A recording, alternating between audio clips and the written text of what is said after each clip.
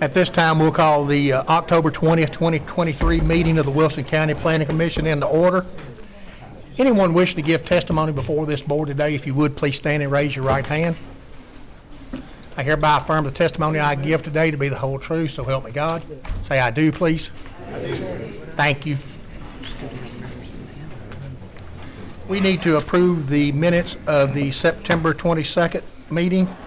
Do we have a motion? Motion to approve. We have a motion to approve by Ms. Weathers. Do we have a second? Second. Second by Mr. Turner. All those in favor vote aye. Aye. Those opposed? That motion will carry. We will start our day with old business. We do want anyone who wishes to comment today have the opportunity to do that. We do ask that you keep your comments brief, less than 3 minutes, and try not to make them repetitive in nature. And we'll try our best to get through this as best we can. So, Tom, with that said, we'll start with old business. Okay. Before I get started, I just want to thank everybody for their prayers last month. You'll recall I was not at the meeting for good reason. I was with my wife. She is through with chemotherapy treatments. We are starting radiation treatments, and I just appreciate the continued prayers. So thank you all. Great. Thank you. Thanks to everyone here. On the first item of old business, we have the Global Vision Incorporated, Global Vision Bible Incorporated site plan. The site plan was submitted to remedy zoning violations. However, the church did not and cannot yet pull building permits or stormwater permits until the site plan is corrected to meet the site plan and stormwater minimum zoning and stormwater required standards. The site plan has been updated in the interim since the last meeting. I believe we received comments from the site plan engineer on October 13th. We got those distributed this past Monday. But staff still has questions about some of the responses to the comments. I also understand from their letter of submittal to us of those revisions that they've not been able to address many, if not all, of the stormwater comments as yet. So given that fact, and the fact that the site plan still does need to address a substantial number of stormwater concerns regarding drainage design, detention, and water runoff, and show the methods for addressing these current concerns on the site plan document or as a part of the site plan submittal packet in the case of things such as drainage calculations. A civil lawsuit being filed on the property is also a point of concern that deals with surrounding property ownership within the deeds. And there's also been a concern brought up about surrounding property ownership within the deeds that has been brought to the county's attention, though I'm not aware of any suit or any challenge that has been filed on ownership by the church at present. With all that being said, staff recommends deferral until ownership status of the properties involved in this proposed site plan are resolved and until site plan corrections can be made that would satisfy staff's zoning and stormwater requirements more clearly. Staff will also note that the county has an ongoing lawsuit against the church for zoning and permitting violations, but have stated we're willing to work with the applicant and try to come to resolution of these issues that led to the lawsuit being filed. We feel the site plan submittal is a step in that direction, but we still have issues that we would like to get hashed out more clearly for everyone's protection in the circumstance we find ourselves in, and to get necessary details as mentioned above outlined within the site plan itself that you're reviewing and within the site plan packet that you're reviewing. Okay. Thank you, sir. Before proceeding. Is the site plan engineer or their legal representation here this morning for the church? Yes, sir. Please come in. Come up and I'm sorry. I just wanted you to be able to address his comments. Yes, that's fine. So, good morning, everyone. I'm Alejandro Mojica. I'm the project engineer at Morley in Nashville, Tennessee. I'd like to thank everybody first for being here and giving us a chance to speak in front of you. Thank you to Tom and Christopher and all the planning staff that have been willing to work with us throughout this process. And so I'm the engineer that has been hired by Global Vision Bible and to submit the site plan. And as we recognize that not everything has gone the way everybody wanted to, we're here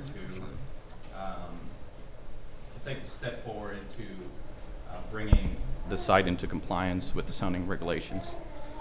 We did submit the site plan a couple months ago and revised some of the comments that planning had. And we submitted the letter that Tom referenced. I think there are some comments in there that are fully addressed. To me, the comments that haven't been fully addressed are the stormwater comments. And while I do recognize that there are, this is kind of like a unique project, and some of the comments may need to be addressed before approval, I have seen that site plans do get approved contingent on meeting stormwater comments. So I think that we agree with the comments that were presented, and we would entertain a request from us to get approval contingent on those stormwater comments. How vast are the stormwater comments at this? Do we have those, Tom? My understanding is there were some 28 comments submitted by the stormwater engineer. Michael, do you have a copy of them that you can pass through? While we have done that in the past, we try to keep everything reasonable to where, we don't have this whole litany of things Yes. laying out there. Do you have a copy of Yes, this? I have it with I'm me. sure. Chairman Do you have a copy, Tom? Jones, I don't have a copy. Okay. He's got the copy that he can pass down to each of you. Okay. I will pass down some photos. I believe they're from August of 2021, so these are dated. I've received several photos since then in different rain events, but this just kind of provides an example of one of the things that I feel like this planning commission would have some purview over in terms of approval of a site plan. We want to ensure that some of the drainage you see in these pictures, even though some of the structures that are on that property in these pictures are in different locations now, such as tents and the actual older church building that I understand has been knocked down in the interim. It's in these pictures, but you can see where the runoff is coming off of the site even during that era, and they've continued to work on the property in the interim. So, I mean, those are the kinds of things we would like to see sort of secured in whatever documents you review and approve. And I'll pass those around just for your reference. Okay. Probably the two areas that we've got the most control over within this site plan approval would be over drainage issues and over site plan layout issues. Obviously, we might have a little bit of input with road commission assistance into traffic concerns more immediately at the site of the church itself. Okay. But the stormwater are the primary issues that are outstanding, Well, the primary issues. Well, there are several issues that I'm sure the public is concerned about. I mentioned some of them in the Board of Zoning Appeals case after meeting with the church leadership sometime along about this same area as these pictures. And there are other concerns with regard to noise and everything else, but we really don't have any purview over the noise issues. We don't have a purview. We're going to stick to what we're supposed to be doing here. Okay. If you would give us just 1 second to.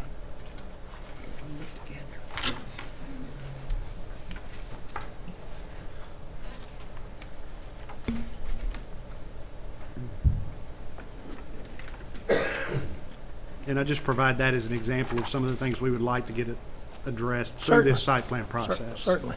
And I will say that the submittal by the church, no matter how it's come about, is a good step in that direction.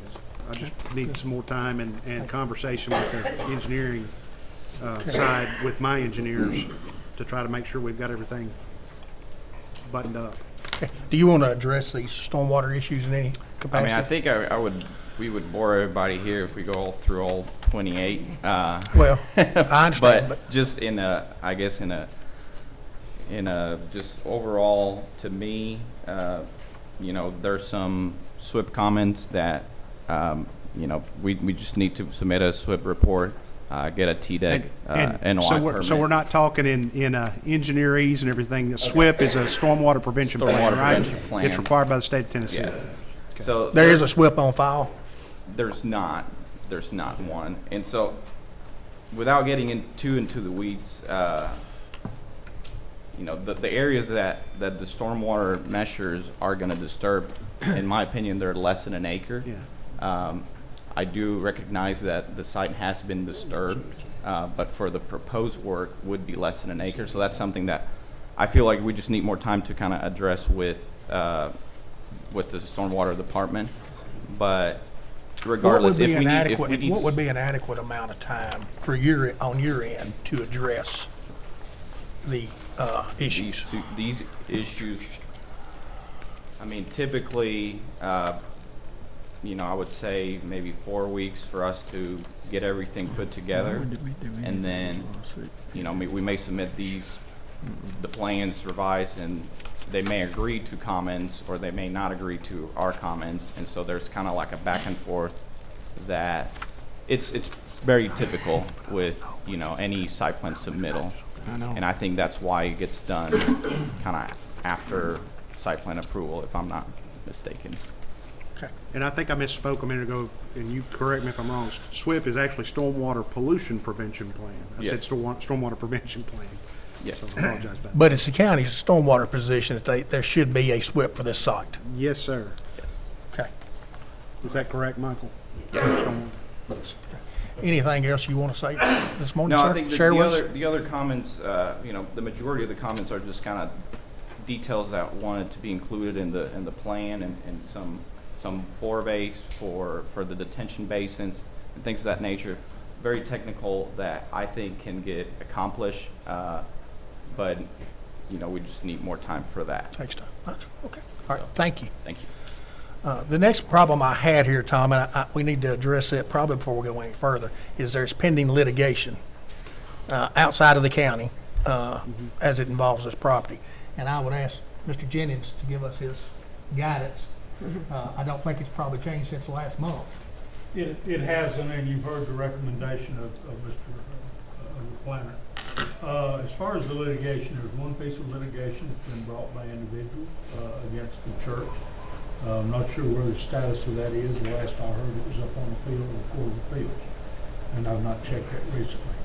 Our case is just sitting there, and as I have mentioned to some of you privately, the things that we are addressing here, and I appreciate the comments of the gentleman that just spoke, the things that we are addressing here, if those are addressed and addressed to where they comply with the county's stormwater regulations and zoning, I believe our lawsuit will go away.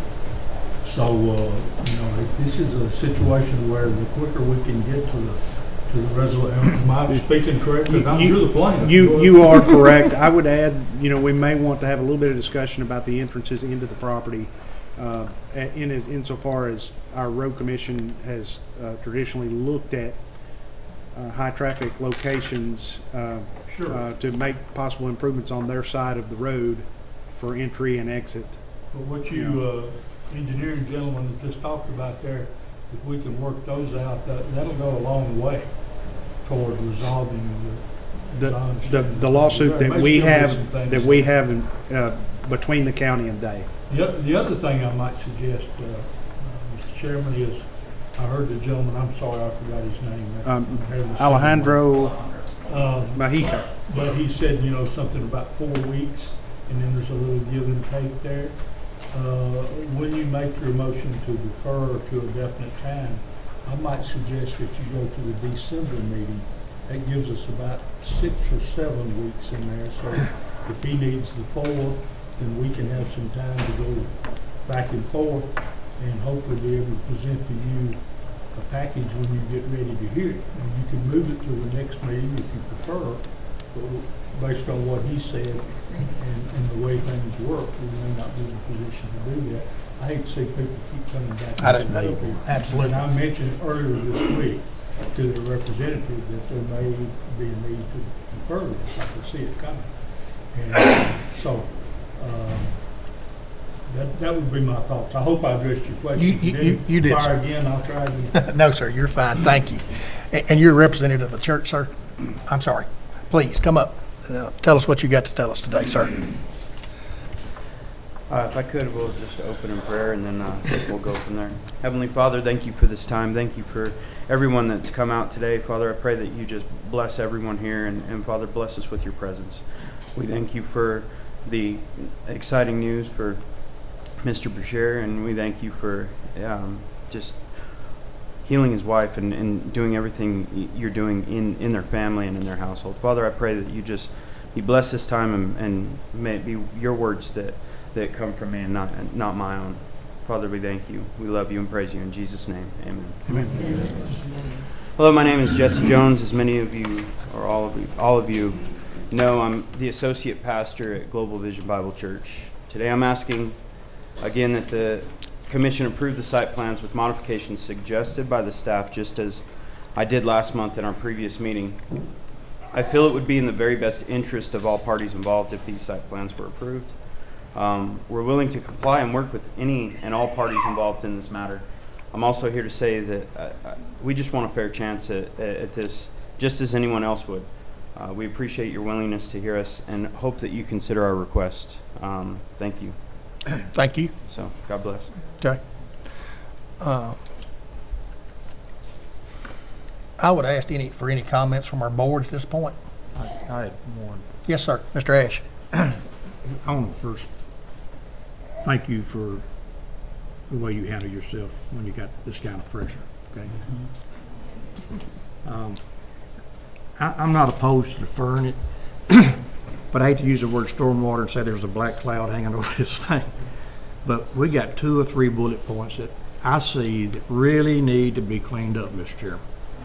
Because we don't want to, the lawsuits bother me some, but not as much. I don't want whatever this board does become an addendum or amendment to a lawsuit. Because we have a certain path we have to follow. And it's not really, although we're involved in one of the lawsuits, the county quote is. But I want to get all these things cleaned up. 28 recommendations are things that have to be dealt with. I think everybody in here understands that's a whole lot. More than I've seen on a lot of stuff, so I hope that's fair and equitable. So, the way everybody's conducted themselves, having been sheriff here a long time before Sheriff Bryan, is exceptional. And because I know this is a high, intense issue with everybody involved, the plaintiffs, defendants, but we probably need to defer it. There's no reason to vote on something we don't have all the facts. But I don't want to defer it. And these good people have to keep coming back up here. I agree. Time after time after time. They got some of them taking off from work. Some of them had to hire babysitters. Some of them aren't getting paid to be here.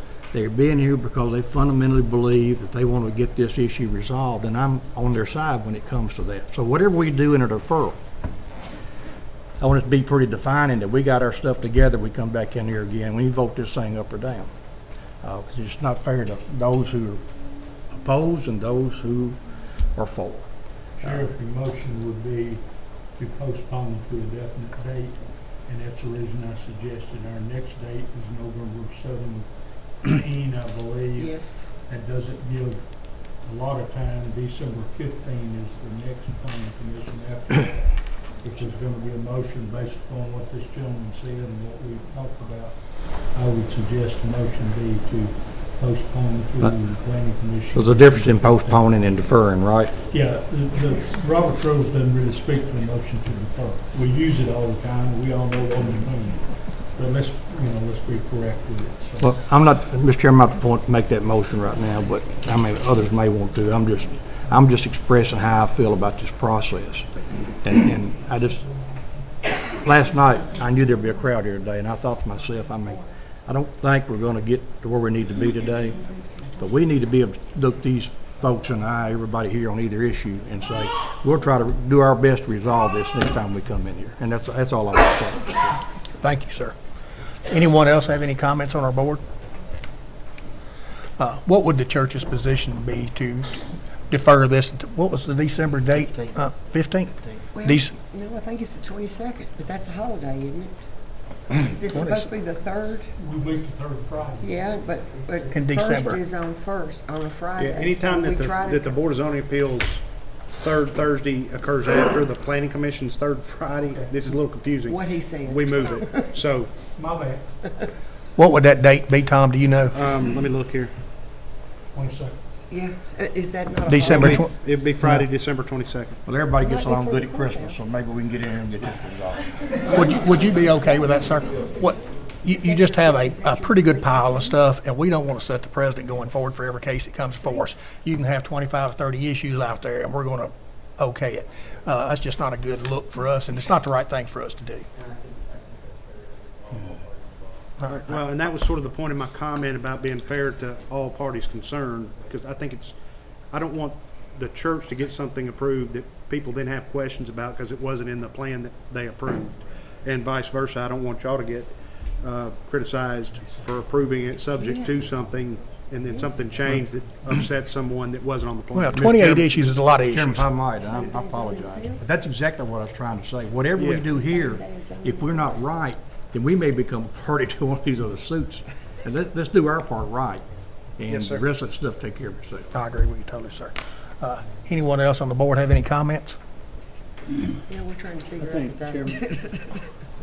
Mr. Chairman. No, I was getting your I mean, I think, Tom, it is a holiday on the 22nd for us.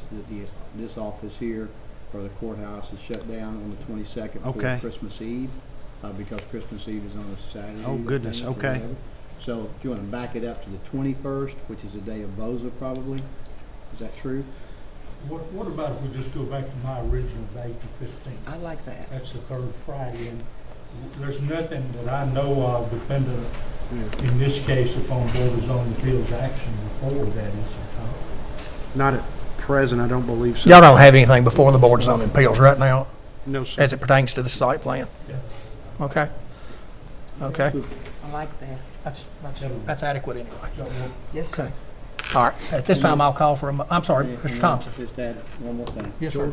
So, and Tom, if we talk about on the 15th, and the sheriff talked about us, trying to do our due diligence to make a decision, that really boils back down to what the engineer can work out, right? I mean, we're really at his mercy on getting these things, not this board's mercy, so really. Yeah, between the ball's in himself his and court. our consulting engineer and. Is that enough time for you, do you think that's enough time for you to get these issues cleared up? So I guess, Chairman, I hope that would be enough time. Yeah. Yes, I think we can resolve those. So Chairman, I guess my thinking is that if we set it for the 15th, but he's not able to make that happen, he could let us know, so we could let these people know they don't have to come back. Because really the ball's in his court, not in his It is, and the last thing we want to do is drag y'all up here month after month and not accomplish anything. We do respect your efforts and your time, and we want to be conscious of that. Do we need a motion for the 15th? Well, if that's your motion, it would need to be part of a motion to postpone until then. Okay. I'm sorry, Tom? Yeah, make that motion if you wish, and then I'm probably going to follow up with another motion because we have it officially listed for the planning commission to be on the 22nd. But if that is in fact a holiday, that was an oversight, and we probably need to move the entire planning commission meeting for that month back to the 15th. Oh, I agree. I agree. Mr. Thompson, I'm sorry. Yes, sir, I'm If you sorry. could come back up to the podium. Just one quick question. I know we're discussing revising all the stormwater comments, so All of the do we- comments, but the do we need- stormwater Do we ones. need to have all the comments addressed, or like if we go down to like 5 things, you would consider it? I don't want to put a number on it. Yes. I'm sure some of these comments are technical in nature. Yes. I'm not worried about whether you put the right road name on the Yeah. street 2 Yeah. doors down. But 28 is a lot Yes, to no, have. I agree. I didn't know how, I just want to know, do we need to address all of them, or it'll depend on the number? I We guess? absolutely want you to set out with the intent of addressing all of them. All of them, all right. And we will go from there. All right, that sounds good. Thank you. Thank you. Mr. Chairman, I need to make a comment. Yes, sir, Mr. Jennings. When Tom got the submittal in last week and we talked about it, I knew the number of things that were going to be at issue, the 28th. Yes, sir. And I suggested to counsel for the church on Monday morning that we might want to agree to defer this to a definite date. He did not wish to do that. So the people that are here because we didn't agree on that. I proposed that. in an effort to keep everybody from having to take their time to come up here. So I want to be sure about that. I want everybody to understand that. And I have the email approved. We're good, sir. Okay. That was my question. Okay. At this time, I will call for a motion. We have a motion to defer until December the 15th, until we get all the stormwater issues corrected. We have a motion to defer this case till December the 15th. Second. By Ms. Weathers, a second by Mr. Woods. All those in favor vote aye. Aye. And those opposed, we'll be back here December 15th. Thank you for your help. I do appreciate it. We will take a 5-minute break and let the room clear out a little bit.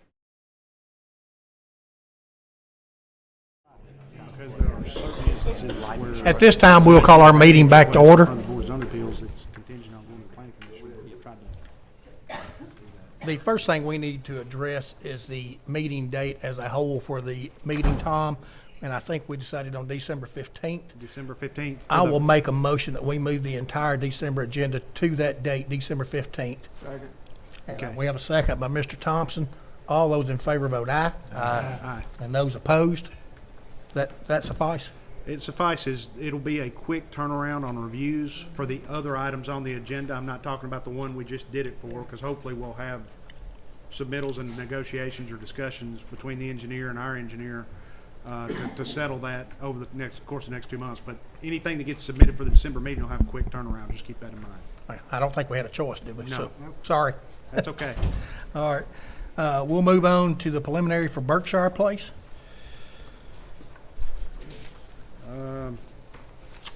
Yes, I'm sorry.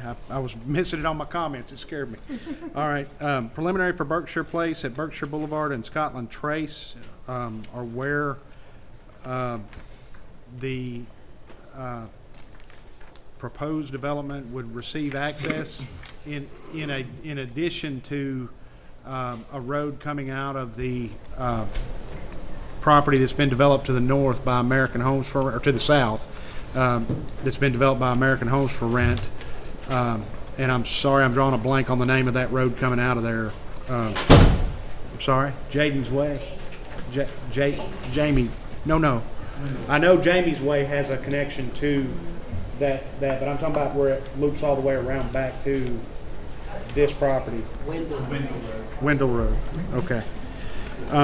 So anyways, the applicant has clear pathways through the site and agreed to work with staff on the amenity plan. The preliminary plat meets requirements and staff can recommend approval. The traffic study for this property, when we wrote these comments, still needed to be submitted prior to final plat and in conjunction with the road and drainage plans, which typically are submitted between preliminary plat and final plat. We did receive that traffic study late yesterday afternoon. We've not had an opportunity to review it yet, but we do have it in our office, and frankly, it's ahead of where we would typically absolutely require to have it. Okay. A little bit more, this property is operating off of a sketch plat approved in November of 2021. I have received several letters of concern and calls, a couple of which I've responded to. For those that I haven't been able to respond to, most of them are coming from the neighborhood at Berkshire Ridge subdivision, which is the longer standing subdivision in this vicinity, whereby the existing Berkshire Drive and Scotland Trace exist, and Jamie's Way for that matter. Because they're operating off of a sketch plat that was approved in 2021, under state law, they're entitled to as much as 15 years of protection from changes in local regulation, local development regulations, if you will, from the time that they submitted. So in other words, they would have to comply with whatever was in place in, I think it's November of 21, Christopher. But anything that we've changed since then, they would not necessarily have to comply with. That would include changes that we've made recently to lot size. That would also include changes we made to the subdivision regulations recently to having 99 lot or more requirements for a secondary entrance into and out of the property. Okay. Just for informational part, the 99 lot threshold we set, Tom, is that per stage or is that per subdivision? That's per subdivision. Total, in total, okay. I didn't know that, thank you. Now, Quick, I mean, question. and again, this doesn't apply here, but I'll elaborate a little further. We passed that, and we also passed that if they, let's say they had 110 lots, they have to accommodate a secondary active entrance into the property, not just a stub out as we've traditionally required. Correct. Which this would apply, that step would apply here. They have to have that secondary entrance constructed and functional by the 32nd lot? Before the 33rd lot Okay, is platted. thank you. Yes, sir, Mr. Ash. If I might, Mr. Chairman, in that 15-year period, Mm-hmm. if ownership changes or it's all grandfathered in. They don't have to come in here for 5 years, say, hey, don't forget about us, we're still out there, there's no Yeah. requirement. No, and we have subdivision expiries in our subdivision regulations that state things like 2 years. Frankly, the state law supersedes that.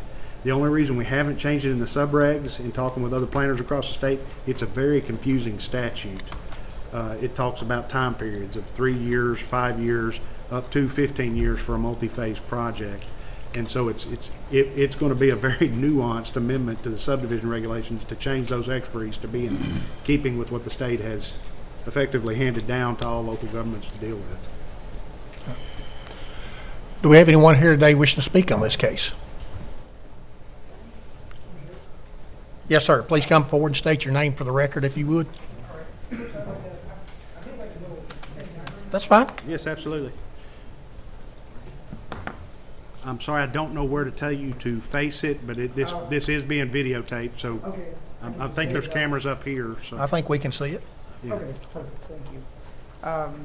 Hi, thanks, sir. Let me speak here. My name's Chris Santori, and I'm a resident at Berkshire Ridge, I live off of Berkshire Boulevard. So I came because I'd like you to consider denying this plan as it is, and my primary concern is the points of access, like we're discussed. I understand that there's probably some technical interpretation of the way that the rules are written, where these are independent subdivisions, and therefore, so long as they have one point of access and they're below the I guess, maximum number of homes, that's the reason for this here. I just want you to see, so this purple area here is the Berkshire Ridge subdivision. This blue area, which is not shown here, but this was American Homes for Rent development that was recently approved, and they're under construction now. And then, of course, we're talking about Berkshire Place, which is kind of loosely interpreted here in the green area. But I think it's pretty easy to see that even though we might be technically talking about 3 separate subdivisions, practically speaking, this is like a large neighborhood. And we've only got this one access point to, I guess, what you could consider a collector road, which is Beckwith here. And I've included a picture here. So this is our entrance point. Berkshire Ridge maintains this middle area, and we have to pay for all of that. And there is no access. There's only one entrance in, one entrance out. There's no ability for turn lanes and things like that. Now, I've spoken to the road inspector, county commissioner, we've spoke to emergency management, and I think they all have concerns about, this being cul-de-sac. This will be essentially, once fully developed, over 200 homes against this one, tiny access point. So I guess basically what I'm asking is for you guys to deny this plan as it is, and any sort of future plans off of Berkshire Ridge, unless they can include, unless they can procure the rights to a secondary access point like off Posey Hill, which is up here, or again to Beckwith. And I'd also like you to consider, requiring that plan to improve those access points, to add like deceleration lanes and turn lanes, which are, from what I understand by the road inspector, sort of mandated now for newer subdivisions of a similar size, and we've seen them, being built in that way. Is there not a turning lane or decel lane on Beckwith Road now? There is No. not at the entrance to Berkshire because that predates the road commission and the subdivision regulations being amended Yes, sir. I to was just allow asking. that. However, I did speak with Chase at the road commission yesterday.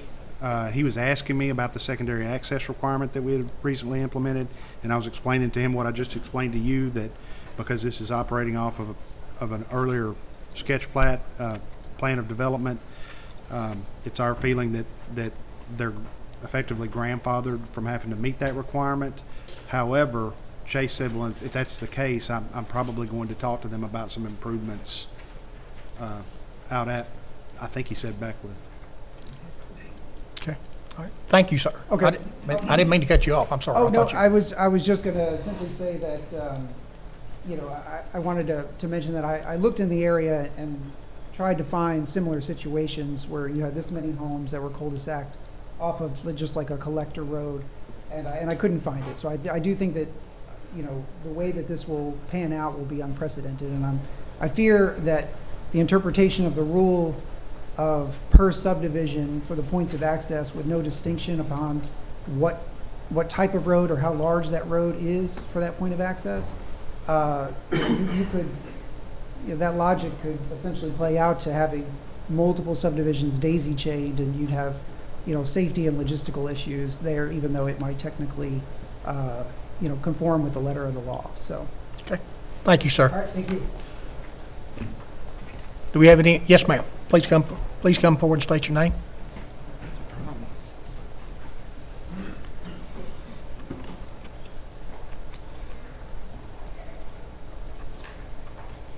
Good morning. I'm Rachel Gent. I live at 689 Scotland Trace, which is the adjoining property to this farmland that's being developed.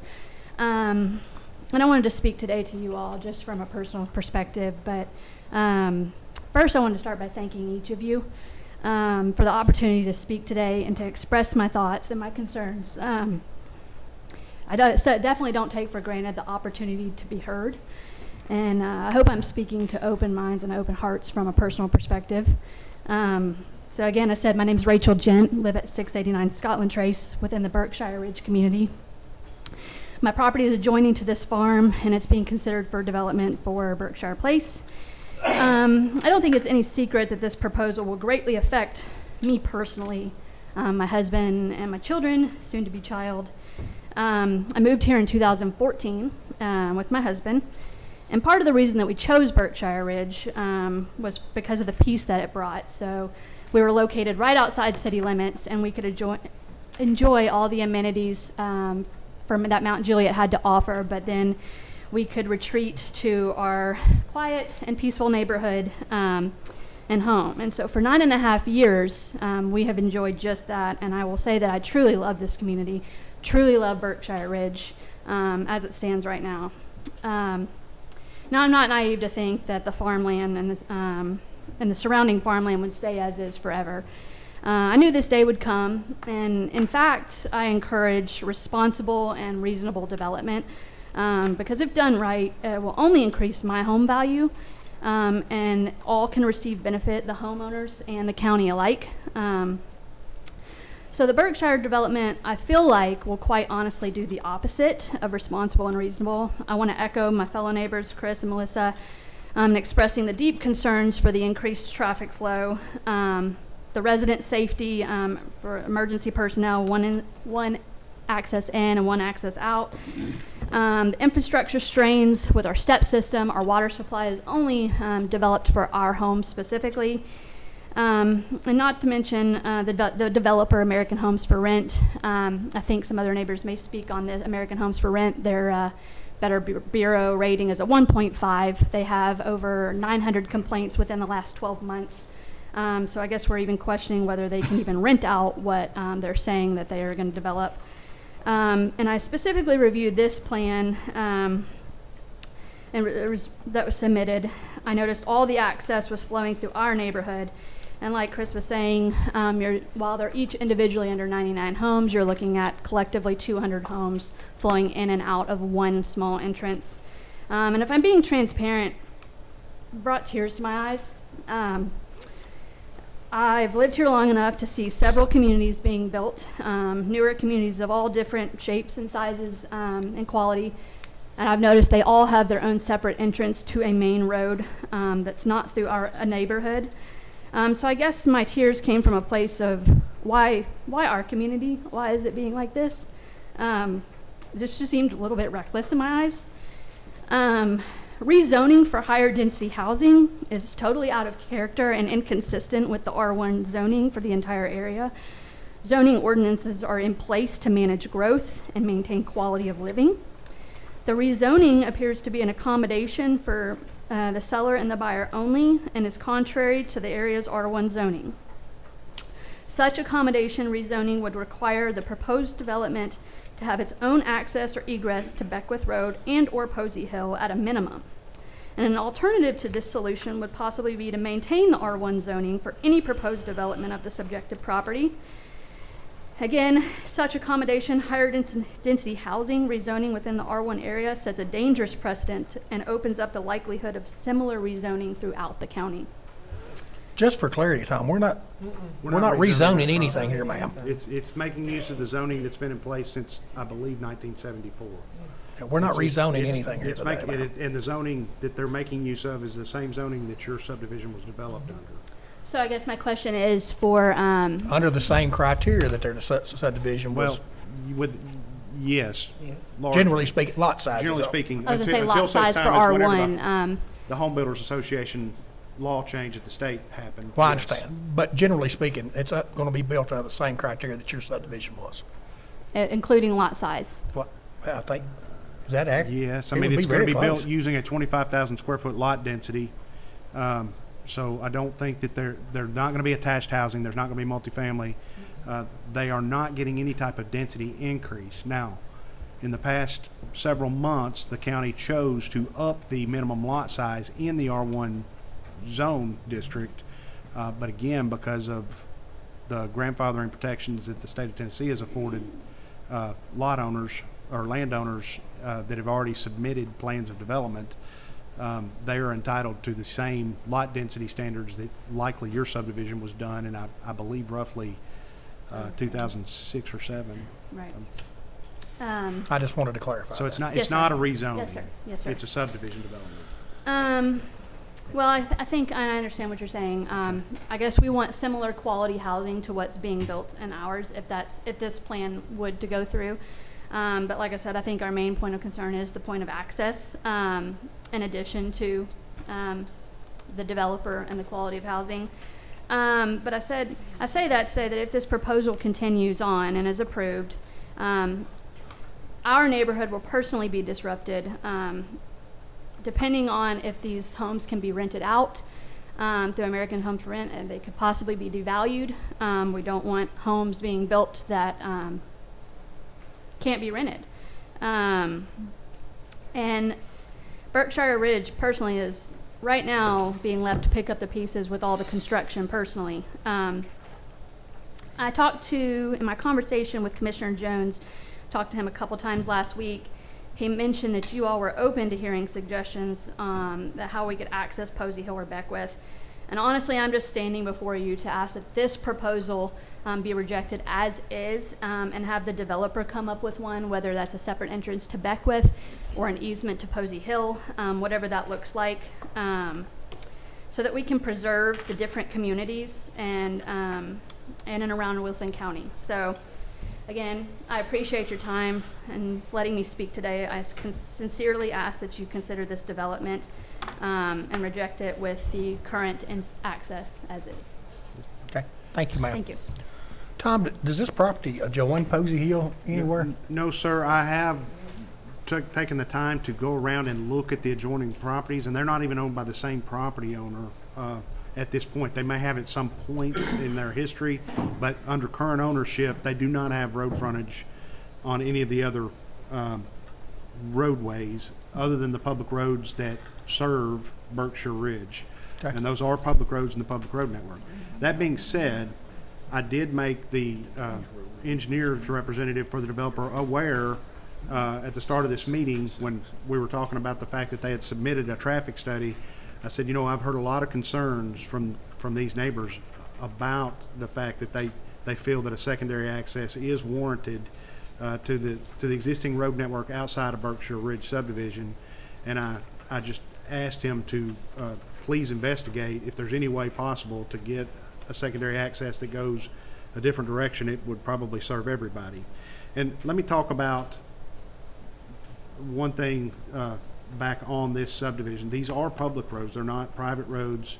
In fact, when Berkshire Ridge was platted, I was just looking at the plat to make sure I was right about this, but the end of Berkshire Ridge has a cul-de-sac that is called out as a temporary turnaround on the plat. And that temporary turnaround is indicative of the fact that it was intended for future development on a potentially developable tract in this Oscar Kidd property, which is admittedly a large enough tract to develop under the old R1 standards and under the new ones, frankly. So I wanted to leave you with that. The other thing I'll mention is on rental versus ownership. While I have my concerns as a planner about this concept, I don't know if you've heard it in the media or whatever, but there's some bemoaning or article out in the national spotlight about, are we going to become a nation of renters? And I certainly have children, and I certainly share that concern of how do they get into home ownership and start building equity and stepping stone up to whatever house they ultimately live in. But suffice to say, this board does not have the power, and I'll lean on Mike, our county attorney, to back me up on this if he can, that we do not have the power to dictate whether or not a developer or landowner chooses to rent out their property or sell it outright and transfer it. We do not have that authority. I think so. And that's kind of protected in federal law, as I understand it. I think so. Okay. Do we have anyone else here today wishing to speak on this case? Yes, sir. Good morning, Kyle Griffin, CSDG, engineer of record for this development. As you all know, we've been here before. There was an old plan quite some time ago that actually had development through the entire backside of this site. Very minimal open space. With the way that we're interpreting the zoning and cluster ordinance, we are actually preserving 70% of the open space on that site.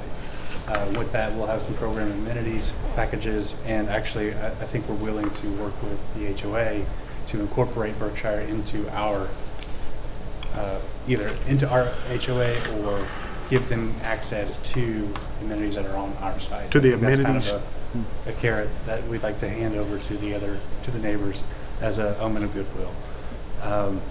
As was discussed earlier, we did provide a traffic study for everyone. They haven't had a chance to review it.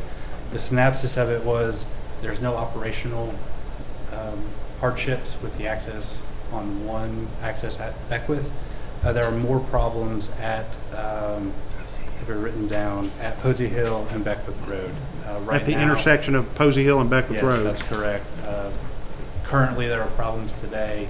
Ours would increase the issues there, but the city of Mount Juliet is already planning on southbound right turn lanes and eastbound left turn lanes at that intersection. That's on their 2 to 3 year plan.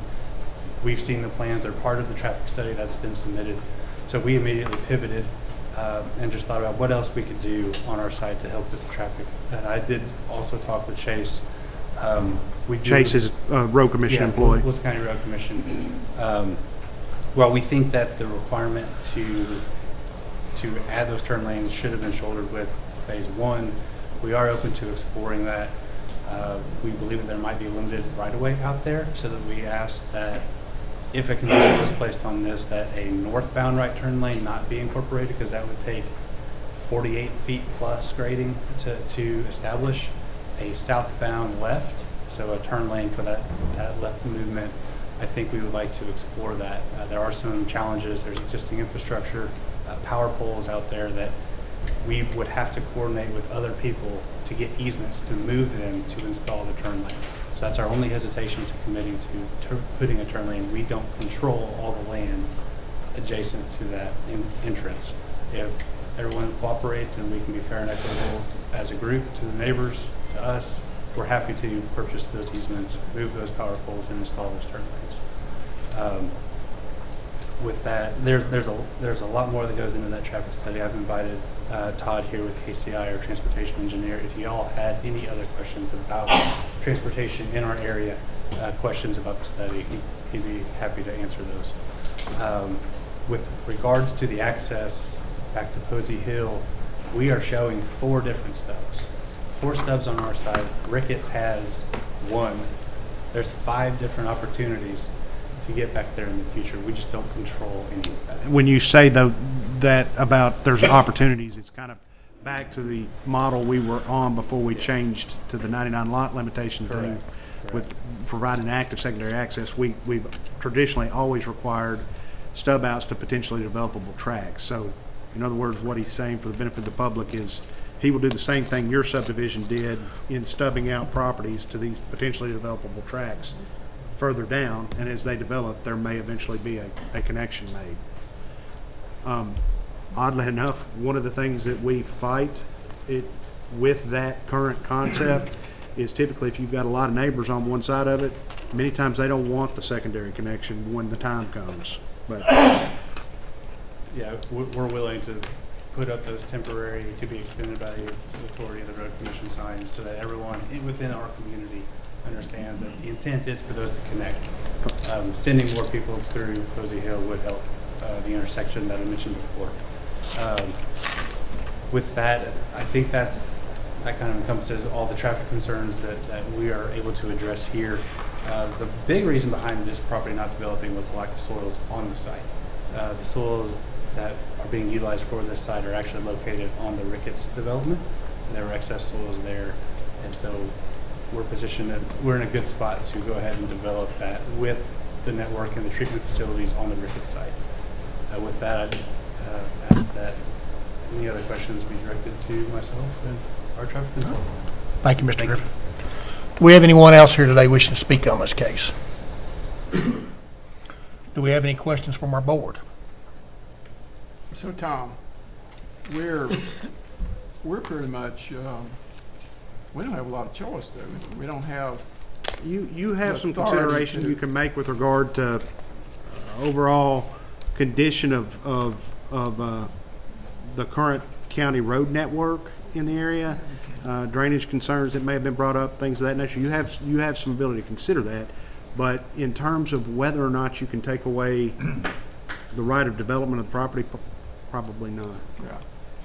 So the county hadn't adopted the roads in the present subdivisions, have they? Yes, Yeah. in So Berkshire my- Ridge, so they've my been question adopted, is, on and so this- they're public roads. On the construction, equipment going in and out for these projects, is there a bond issue for damage on the? I can't speak for the road commission, but I will tell you, it's been my understanding that their common practice is they require a maintenance bond for the existing road network that's being used as the primary way in and out during construction. And what that, and it's not a bond, it's a letter of credit typically. That letter of credit is put in place so that if they damage the road commission can say, hey, Mr. Developer, you got to go out there and fix these roads these existing county roads that you've damaged before we're going to release this letter of credit. And if the developer, Lord forbid, were to go defunct, the county would have the right to call that letter of credit and undertake road improvements as necessary. But that is a practice done through the road commission. Mr. Griffin, if I heard you right, y'all are open-minded to looking at potentially putting decel and turn lanes, or at least a turn lane into the main entrance off of Beckwith. Yes, that's You're correct. willing to explore these options and see how they go. Yes, that's correct. In addition to potential options going north to Posey Hill. Right. Well, what kind of timeline would it take to get some clarity on that? Probably the next 60 days, we could start having conversations with neighbors and adjacent property owners, and we'll know, unless it gets strung out pretty quick, if they're willing to work with us or not. I do think y'all have a lot of inherent rights, but this subdivision is getting hit to the north and to the south if this gets approved. And that's a lot of, that's where you're adding a lot of traffic. And the intersection you're talking about, I have to go through there once or twice. It's a disaster in the afternoons. I mean, it really is. I would like to have some kind of commitment from y'all on the front end of that. And Tom, you can weigh in here anytime.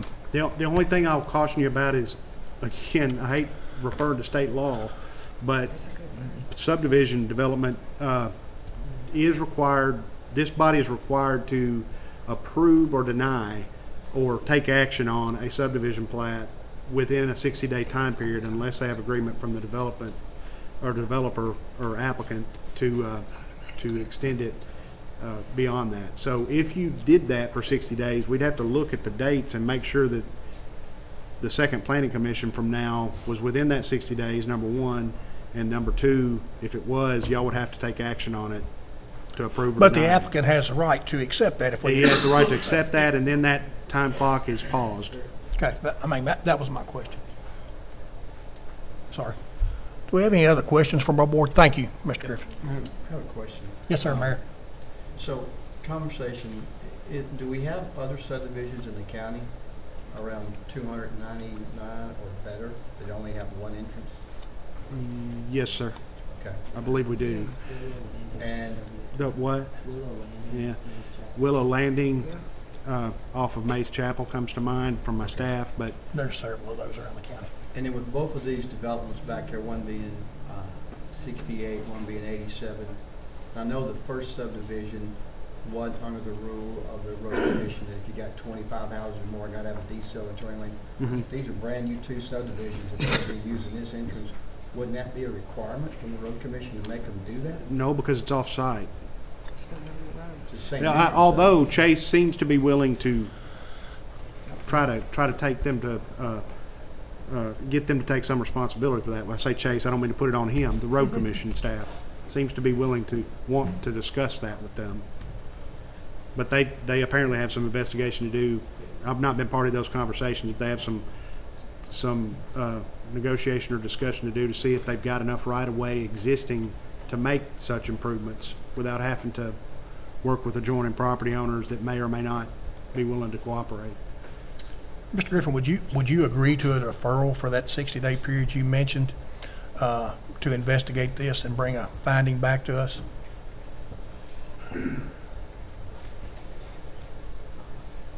That, I think I may have put you on the spot. Yeah, you did. That's a little bit above my pay grade.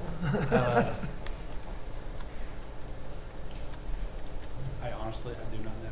If that's the only path forward, I think that's the one that we have to explore. What would that date be? 15th. Right now, it'd be December 15th. Was the 22nd, but we got that fixed. Yeah, I think we want to do right by the neighborhood, by the commission. I will accept that as a term of this. Okay. Thank you, sir. Any other questions from our board or comments?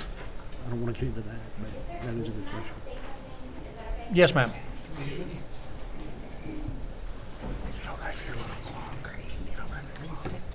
Yes, ma'am. I live in Berkshire. If you would state your name. Oh, Melissa Centauri, 1040 Berkshire Boulevard. You're Ken to Chris. Yes. Okay. First. I spoke to the emergency management planning, and they had said that the county had adopted new fire codes as of March 20th, 2023. And in those new codes, there is a requirement for anything, any dwellings above 33 that you have to have 2 points of access. So, I just wanted to put that out there. I don't know if you guys.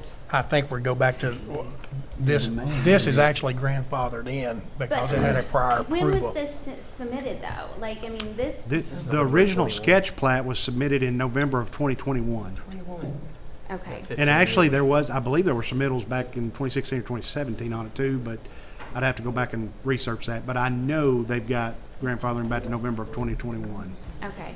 Well, and one other thing too, I know that you guys can't say if a developer can rent the homes or people have to buy the homes, but this community, the American Homes for Rent, they still have not even built the neighborhood that is currently under construction. There's no homes yet there. So, I mean, our concern is like, how do we know that they're going to be able to even rent those out, those 61 homes out? And then now you're going to have the second subdivision coming in that is 87 homes. We don't know. I But I do think couldn't, I Mr. couldn't Griffin, answer that beyond an Well, anecdotal I understand, but I response. mean, I that do we're think growing Mr. area. Griffin it's has, reasonable to think, though, that, I mean, I do think he's made a very kind concession here to try to participate with the HOAs. well, I'm on the HOA, But so. being, um, and he certainly didn't have to do that. Yeah. I do think that is a big concession on their part. Well, we have tried to work with them on other things, and that has not worked out, so.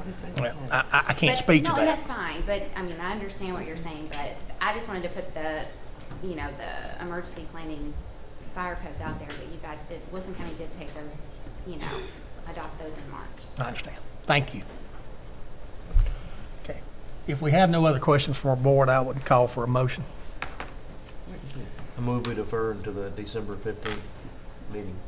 We have a motion from Mr. Turner to defer this to the December 15th meeting, which has been agreed upon by, with the applicant. Do we have a second? Sorry. We have a motion and a second by Mr. Thompson. All those in favor vote aye. Aye. And those opposed? For the record, I just want to verify y'all are agreeable. Okay. All right, thank you. Okay. All right, Tom, we're now ready for new business.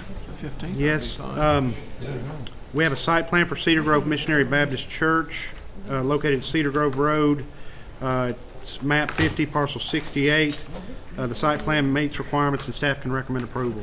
Do we have anyone here today to represent this case? Good morning, everyone. I'm Jake Porter, CSDG engineer for the project. Just want to thank the staff, obviously, for working through it, this project with us, and just we're here. We're in agreement with all the comments they've made so far, and open to any other questions or comments you all may have. I'll be right here. Thank you. Do we have the site plan up there? Yeah, so they're, if you looked at the aerial, they're adding to the, I'm trying to get my bearings here.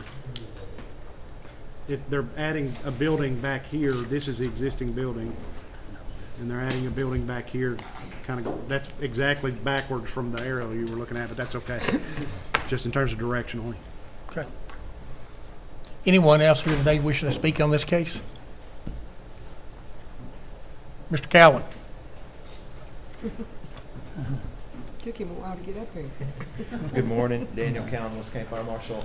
I just want to make it clear that these plans will have to be submitted to the State Fire Marshal's office because of the amount of people that'll be able to be put into that square foot. It doesn't fall under your purview, it would go to state, correct? Yes, sir. You're aware of that? Okay, all right. Thank you, sir. Yes, sir. Anyone else wishing to speak on this case? Do we have any questions from our board? Do we have a motion? I make a motion.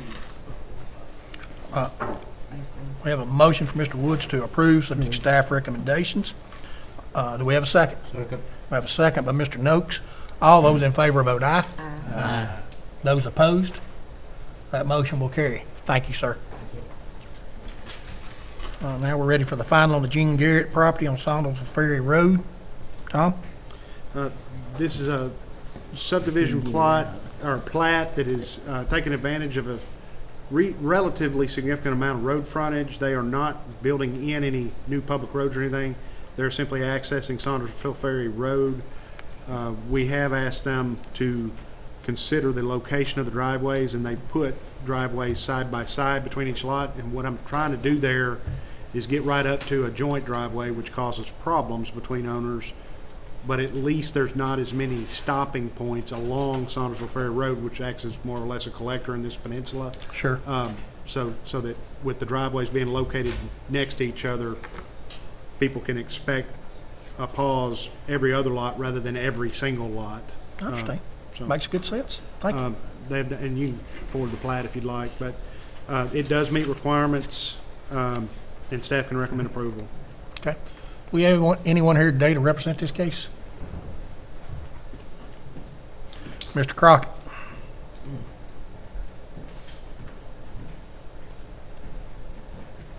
I didn't say the comment about the driveways in, Well, you'd already addressed it. Yeah, there's a note on the plat, so. okay. You're better than you thought. You're right. Yes, sir. Do we have anyone else wishing to speak on this case today? Do we have a motion? Motion to approve. We have a motion for Mr. Ash to approve. Do we have a second? Second. I have a motion and a second to approve. All those in favor vote aye. Aye. Those opposed? That motion will carry. Thank you, sir. Now we're ready for the re-subdivision of the Alfred A. Adams Estate, Lot 13 into 3 lots. Who made the motion and second on the Garrett?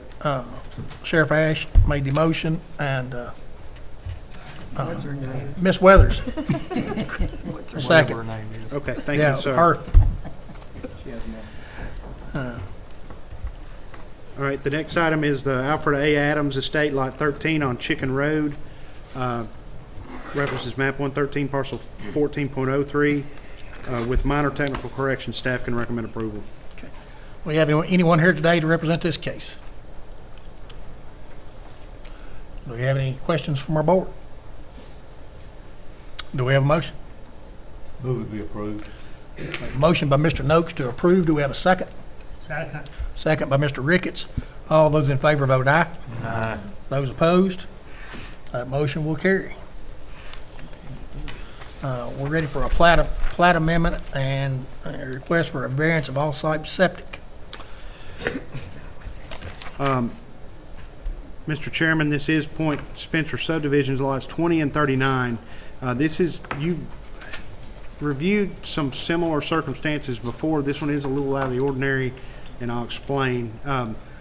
Most of the time, variances, as a rule, go to the Board of Zoning Appeals. However, in our subdivision regulations, we have a requirement that any lot have its own primary and secondary soils area and be able to serve it on site. In other words, we don't allow in anything that has to meet subdivision criterion for off-site septic.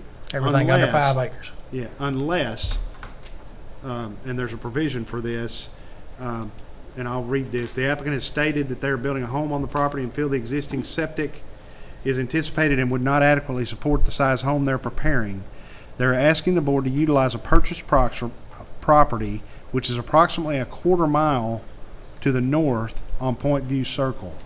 We've got both lots highlighted. They're wanting to build, if I understand correctly, on this lot, if you turn around, they're wanting to build on this lot, and they're wanting to service the septic for that size house they're building or proposing to build on this lot. It's about a quarter mile away. That's a little bit out of the ordinary in and of itself in terms of the ones that we have reviewed, because most of the time they're either on an adjacent lot or at most across the street for their septic for the home. Staff has been in touch with West Wilson Utility, and there is a public utility and drainage easement along Point View Circle that the applicant can utilize. The exact width of this easement is not clear, but West Wilson Utility personnel, as of yesterday, stated to me on the phone that the septic line, if it were installed in the public utility easement, would have to be a minimum of 10 feet off of the public water line that's in the same easement, and there would need to be a difference of at least 18 inches in depth, either above or below the existing water line, public water line that's in that easement. That being said, subdivision regulations do not allow off-site septic without some hardship being present and without the proposal meeting the criteria outlined in Article 3, Section C, Item 3. And I'm going to pass that out. I've got it here. Tom, can I ask you a question? Yes. Apparently there is a system in place now, There is. which is, by all we know, an adequate pre-approved system when it was installed. Pass that down. Is that accurate? That, to our knowledge, there is an existing functioning system there, and what I'm passing out is the criterion and the subregs for allowing an off-site septic. I understand. And so, if you look on this page in the subdivision regulations, down about halfway down the page, it said before the paragraph right above what I'm about to read states it's got to be on site. Notwithstanding the above, on a case-by-case basis, the Planning Commission may allow a septic disposal system and/or field to extend onto another lot by easement, provided the applicant or owner demonstrates all of the following. 1, the lot requiring the septic disposal system is an existing lot of record, which it is. He meets that criterion. 2, that denial of an easement for a septic disposal system would be a great hardship upon the applicant and owner, and I'm going to leave it to the applicant or owner to explain that. if he's got one. 3, that the Wilson County Health Department has denied a permit for approval of an on-site subsurface septic disposal system. We do not have any record that there's been a denied septic permit. 4, that all reasonable alternative remedies allowed by the Tennessee Department of Environment Conservation have been exhausted. I don't have documentation of that. 5, that an approved site for a septic disposal system is located on an adjacent parcel of property, and that an approved site for a septic disposal system is located on an adjacent parcel of property. And then it says, see the definition of adjacent parcel in Article 1 of the subregs, which I don't have that for you, but effectively it says that adjacent parcel has to be effectively adjoining the parcel, not even with a road going through it. Now, you do have a precedent for allowing at least a couple that I know of to go across a public road to hit that adjacent parcel in spite of that provision, just so you're aware. And it says, once the owner has met requirements set out above to the satisfaction of the planning commission, the owner, applicant, and the grantor of the easement must then submit proposed easements and plats to the planning commission, and you guys can rule it.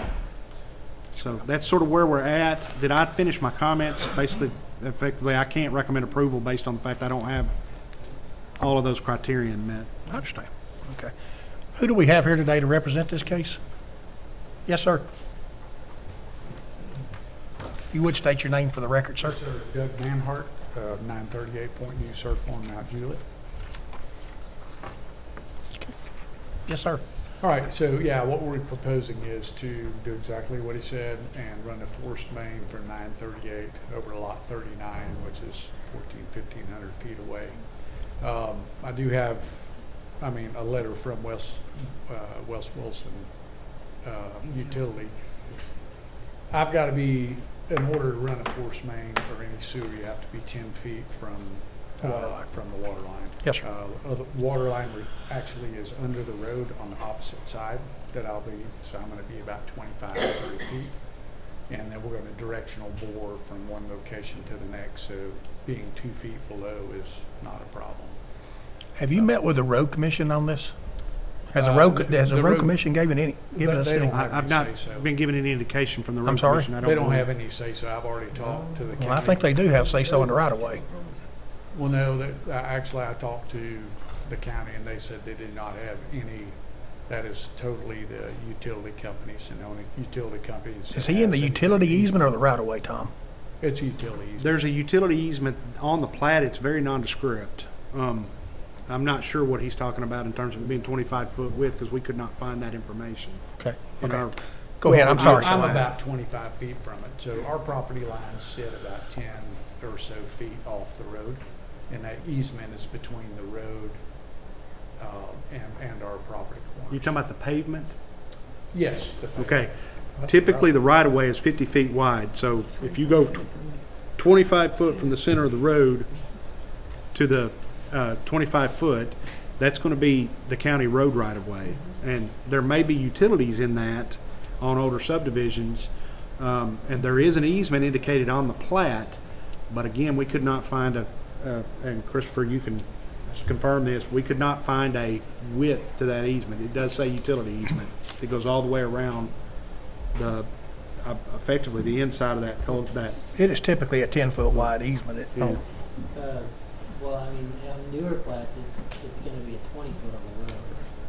From the road. From the Okay. road. From the road Yes, sir. right of way. I'm sorry, sir. I didn't mean to interrupt you. I was just trying to get some no problem. clarification. So the county, I did check with them because that's the first place I went.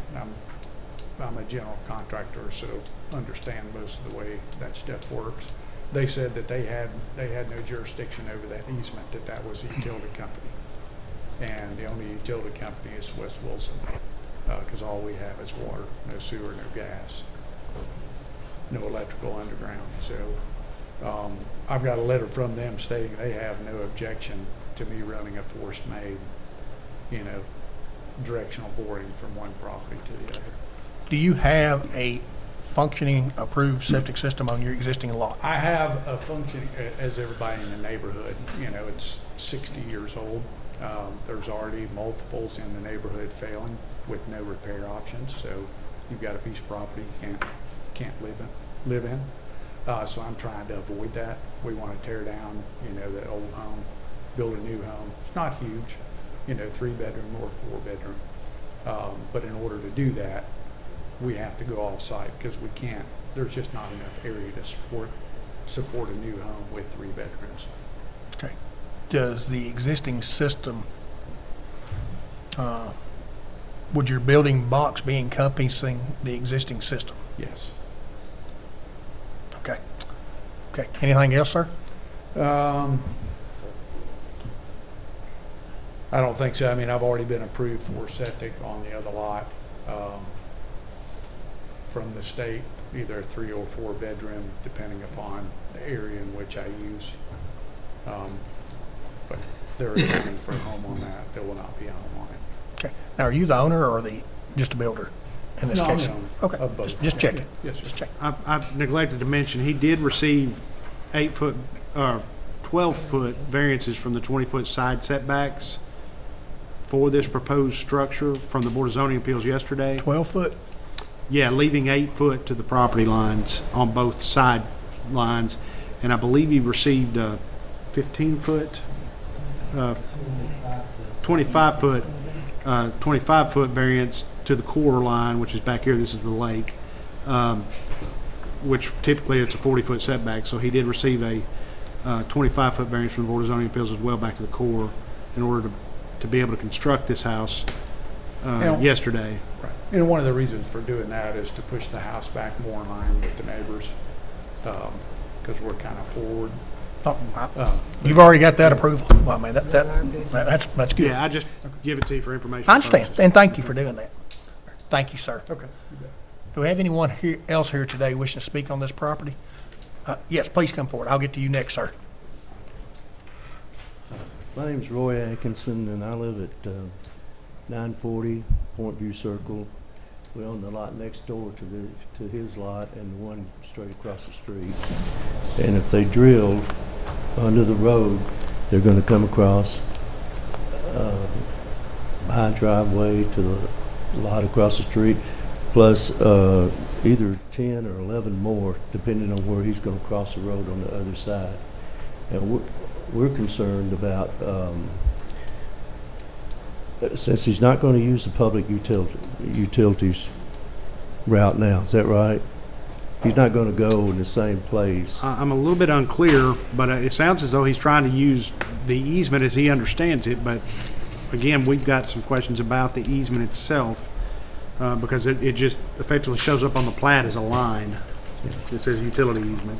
Okay, so that's still in question. And that's a product of the fact that the plat was done in the 60s, I believe. Yeah. Okay. Well, we're just wondering also, when he drills under these 10 or 11 driveways and the concrete, most all of them are concreted. There's a couple that's, at least one, that's just gravel. But if he drills across here and disturbs that, he's going to be responsible. Is that right? I don't think we have the ability as a county to dictate a private driveway in this application. Is that accurate, Mike? Yeah, we don't have anything to do with private property, but the county road commission probably should have to weigh in on this. County Road Commission. I have real concerns about what's being determined as a right-of-way and a utility easement here. I mean, without question, need some clarity before. Well, I mean, again, the right-of-way is typically 50 foot, and under current standards, there's a 20-foot front yard drainage easement in an A1 district. Okay. And this is A1, correct? I believe so. Okay. Go ahead, sir. I apologize. That's okay. Well, we're worried about that. Plus, if he's not going into the public utility areas, then there shouldn't be a problem with hitting a water line or electric line. Okay, that'd be up to the utilities companies. It would, yes, sir. And then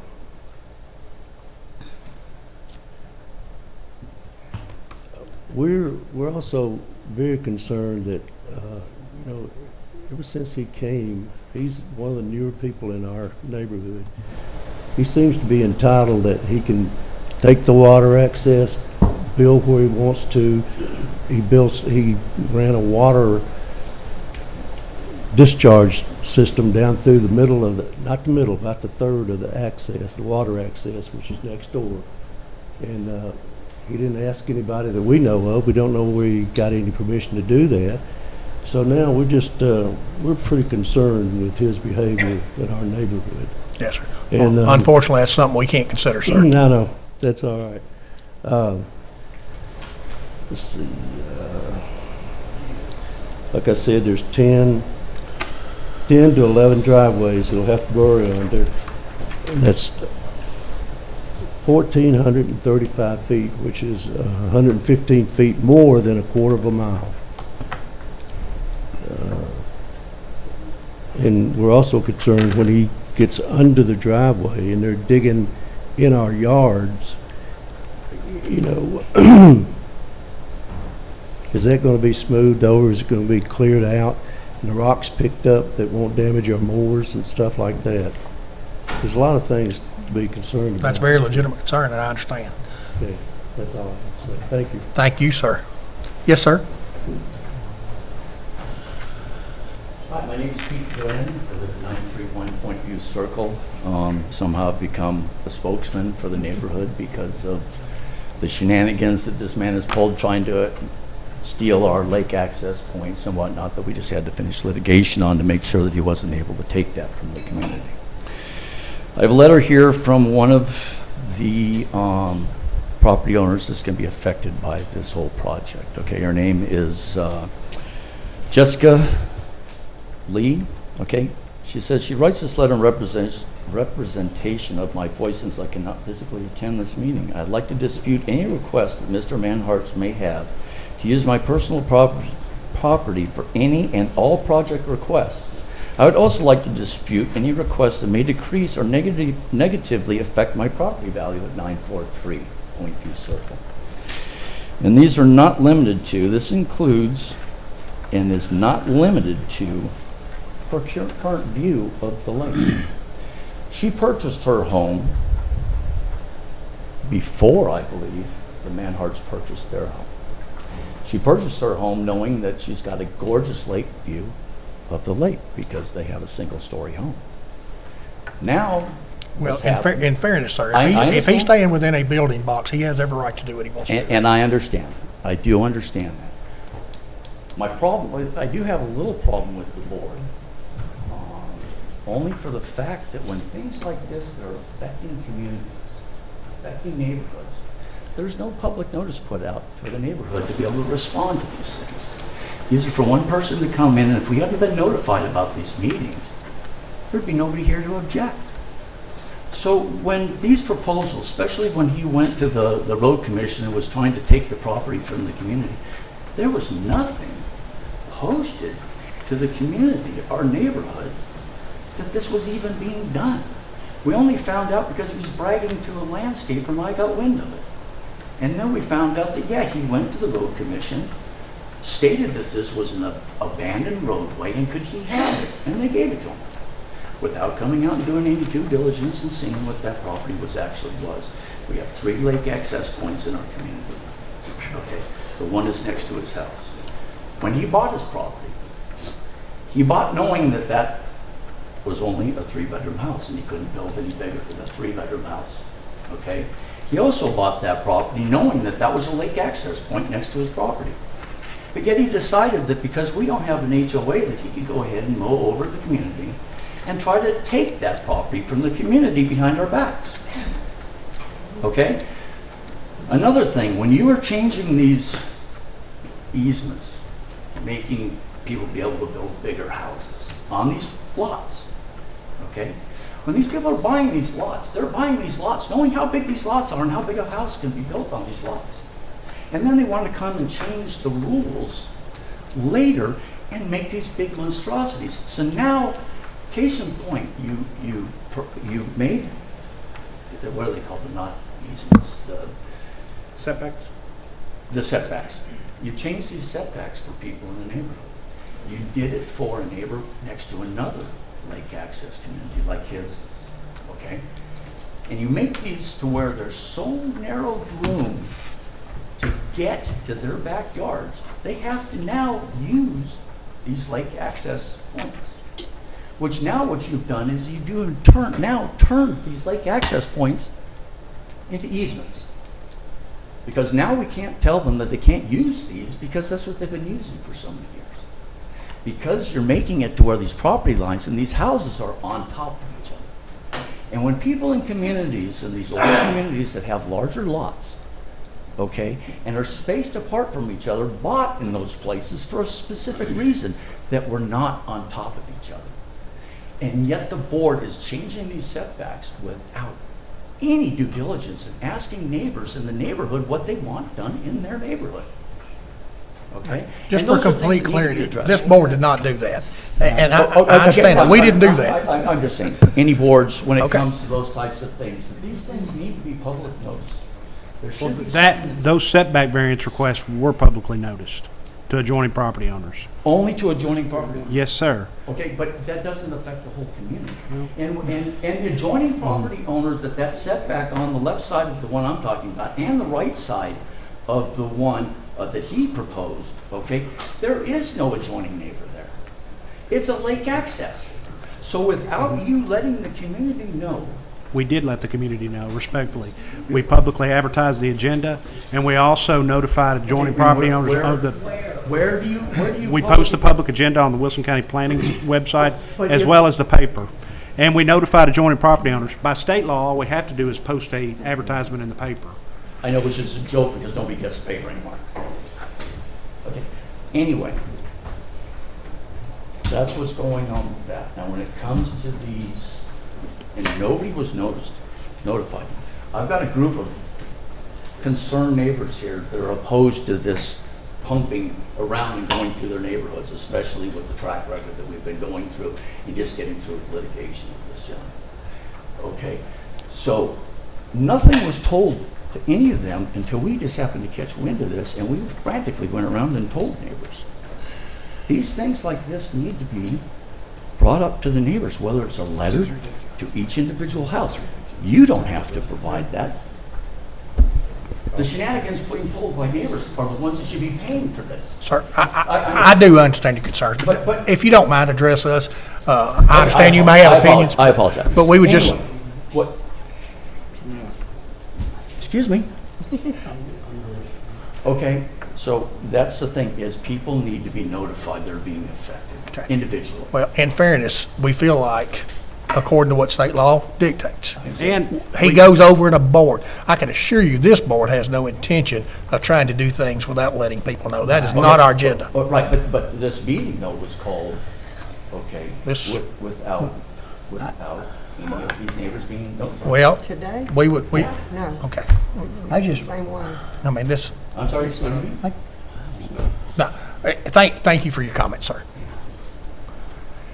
Do we have anyone else? Sir, we gave you your opportunity. We gave you your opportunity. Thank you. When it comes to if he's saying that his septic is failing, okay, which it's not. The man has parties at his house every weekend. He's got it. We're not- I'm just saying, we're not gonna even he's consider that, he's sir. being overloaded by his own. Well, we have in front of us, sir. Yes, ma'am, please. My name is Jean Patterson. Excuse me. Yes, ma'am. I live at 808 Burton Point Road, Mount Juliet, in this subdivision, in the Point View, Burton Point subdivision. I've been there 34 years. I'm a little nervous. I'm not used to speaking in front of people, but I talk a lot. What I want to say is that we are opposed to this. These neighbors are opposed to this. It's my understanding, and I've listened to Tom, that a septic system, if you need another septic system, I was informed that it had to be with adjoining property. Excuse me. However, this is not. This is way around the road. I was not under the impression that the road commission had given him any permission to cut the road. I didn't think that had been done. Mr. Manhart was given a variance yesterday, is my understanding, without house plans, and I don't understand that. But we are opposed to this. That's not before you, I understand that. But we are opposed to him cutting the road and going up on all of these driveways and around, probably a half, I don't know how many feet, or I've walked that road many, many years. But anyway, my husband was a very smart man and taught me a lot of things. And one thing he taught me was cold water was on the right and water don't run uphill. Thank you. Do we have anyone else wishing to speak on this case? Yes, sir, please. If you would come forward, state your name. Good morning, everyone. My name is Tom May. I live at 945 Point View, smack dab in the middle of that. I also oppose this for many of the reasons that my neighbors have also mentioned. I had the dubious honor of having one of the water pipes break from the Wilson utility break in my front yard just a few weeks ago. So, of course, that creates some problems for me, knowing that there potentially could be some kind of sewage line or some kind of septic system going under that system. I know it's failed. My home is relatively new. I moved here about 5 years ago after 22 years in law enforcement in California. I can even see in my front yard where the clay is that the ground has settled considerably from, I have my lines running out to my front yard.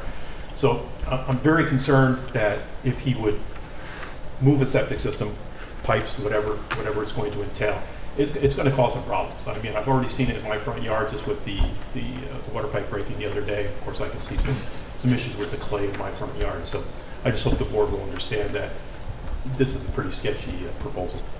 Thank you. Thank you, sir. Anyone else wishing to speak on this case today? Yes, sir.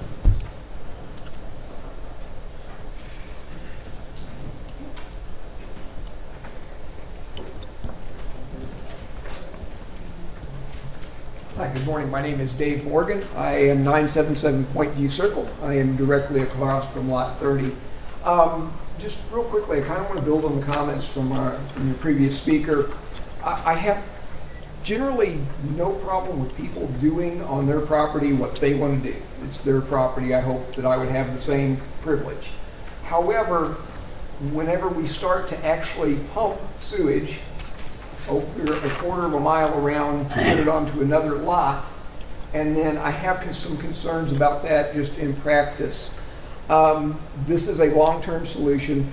How do we ensure that there is responsibility for that line going forward? I'm assuming it's not the county's line at that point. It belongs to the property owner.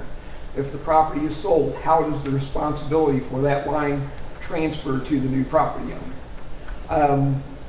We have, the mention was that the line is going to fail at some point in time.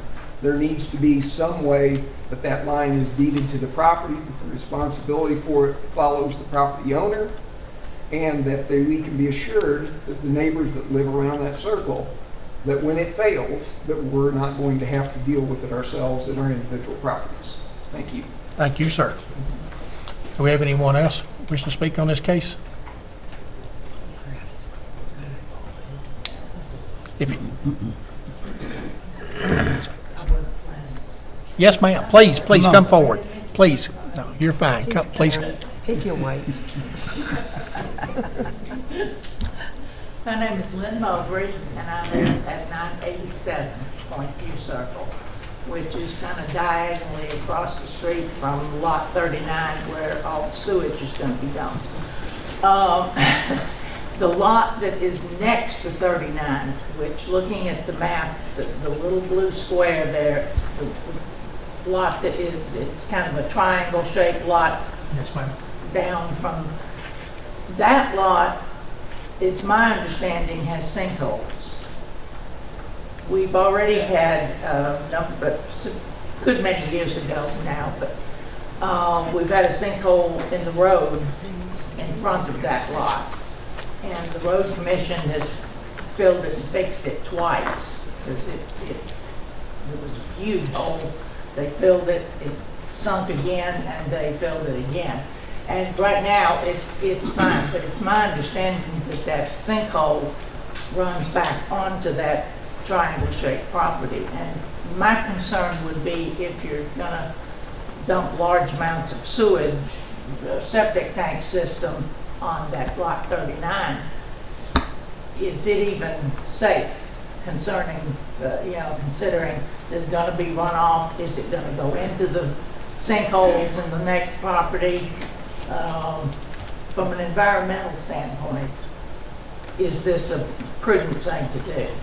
He would be required if this were to be approved, and he may already have a septic permit for that lot. And those sinkholes would be part of any denotion on that plat.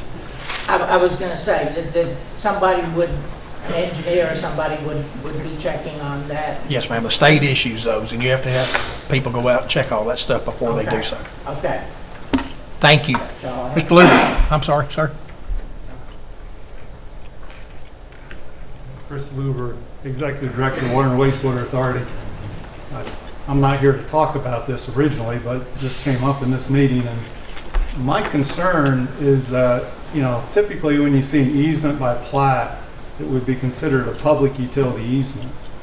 This gentleman is not a public utility, and that is of concern. Some discussion with West Wilson Utility District. So typically a utility gets an easement across the property. Typically it's not an exclusive easement. So I don't know if West Wilson Utility District has the authority to grant them permission. I think this board needs to look into the easement issues. As a public utility, I would be very concerned if you set a precedence to allow private lines to be run into public utility easements. Thank you for your time. Thank you, sir. Do we have anyone else wishing to speak on this case today? I will give you a couple of minutes to respond to any of that if you want to, sir, and then we're going to close the public comment. As well, that just shows where that line would run in the easement. Yes, sir. But, I don't know, just so y'all know, we're not digging anything on the surface. We're going to directional bore 1.5-inch line from one location to the next. So we're not going under the road, we're going next to the road, on my side of the road, all the way around to that lot. So there's no driveways. I mean, we're replacing the dirt with the pipe. So when you directional bore, it's just like the utility, or when you're shooting in cable or anything else, 1.5-inch line that gets pulled through underground. So there's no worries about, yards or anything like that.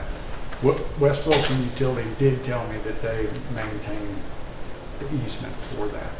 And the road commission did tell me they had no responsibility for that. Okay. Thank you, sir. All right, this time we'll close the public comment section, and I will ask for any questions from our board. I have a question. Yes, sir, Mr. Turner.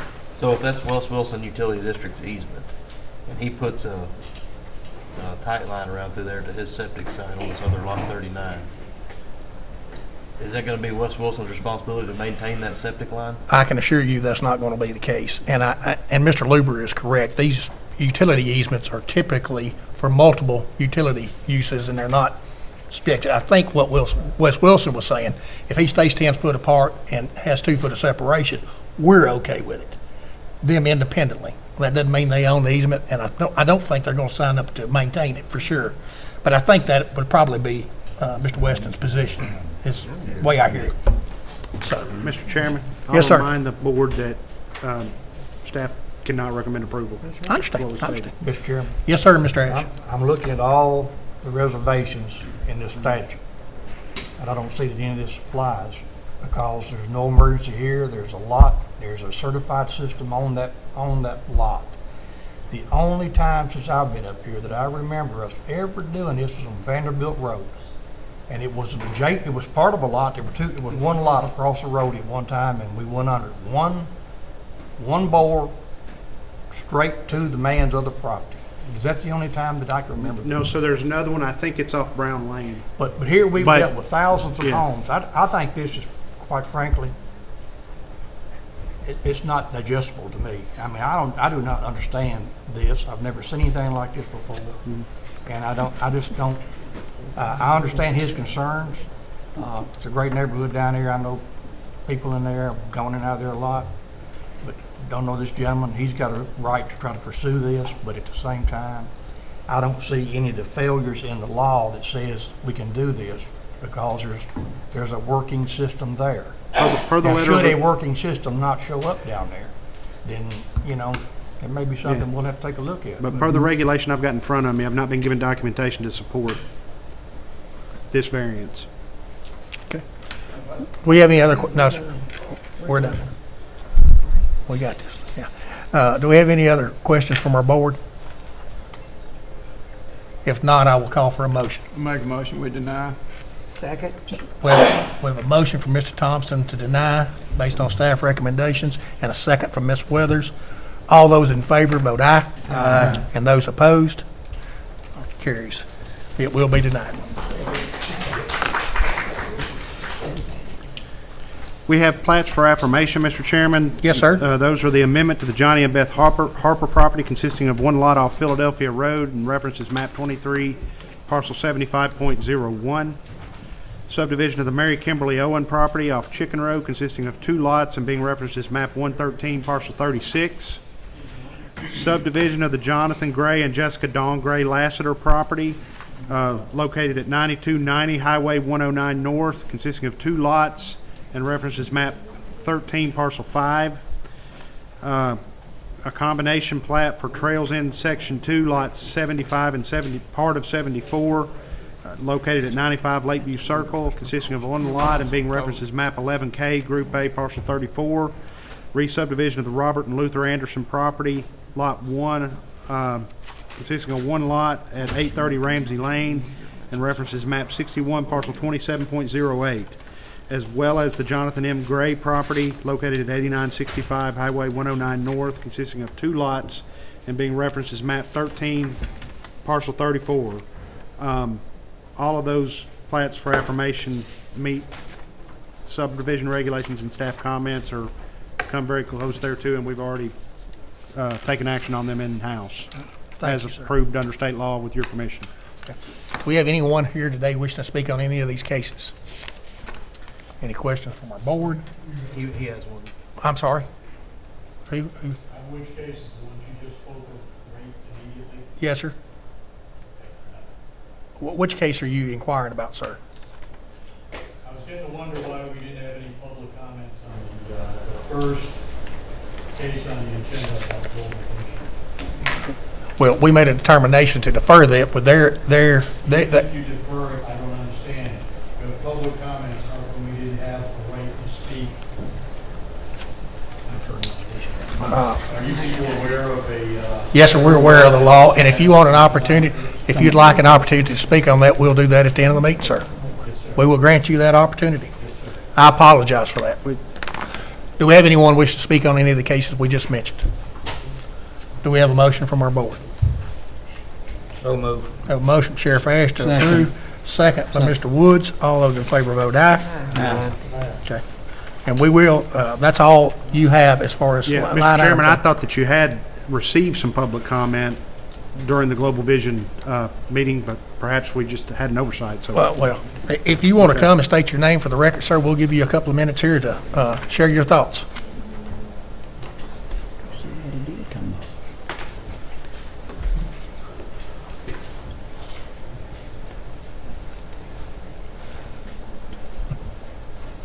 I'm Stephen Anthony Rozak, 110 South Lawrence Way, Hendersonville, Tennessee. Roseback? Rozak. Okay, I'm R-O-Z-E-K. Thank you, sir. I was watching how this whole meeting ran. Every other agenda item, you asked if people had any other further comments. On ours, there was not. You let two people speak, and I don't think that is correct. Good morning, Commissioners. During the founding of our wonderful country, there was a basic tenet that our forefathers had: freedom of religion, not freedom from religion.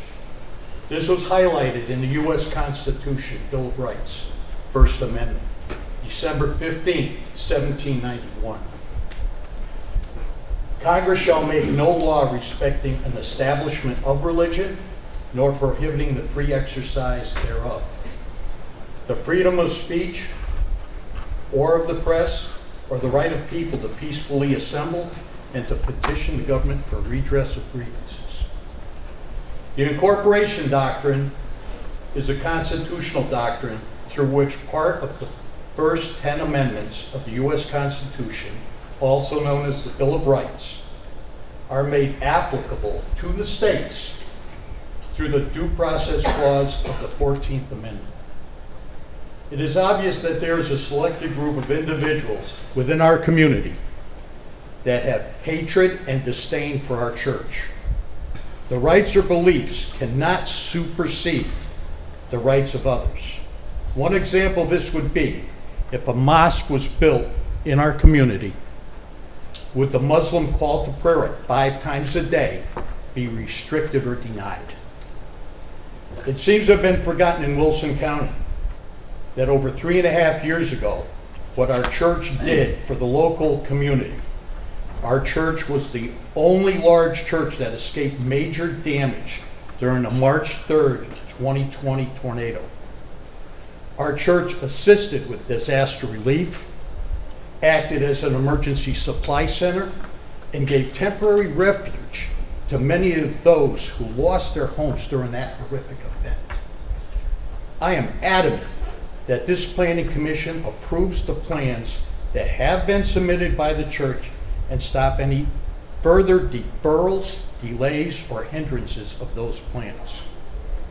I personally, as a member of that church, feel discriminated against, and I feel my constitutional rights are being discriminated against. Thank you for your time. Thank you for this. Thank you, sir. Tom, do you have anything else, sir? I have on the agenda, discussion of the home occupation amendment. It was attached to the agenda. We don't have to discuss it.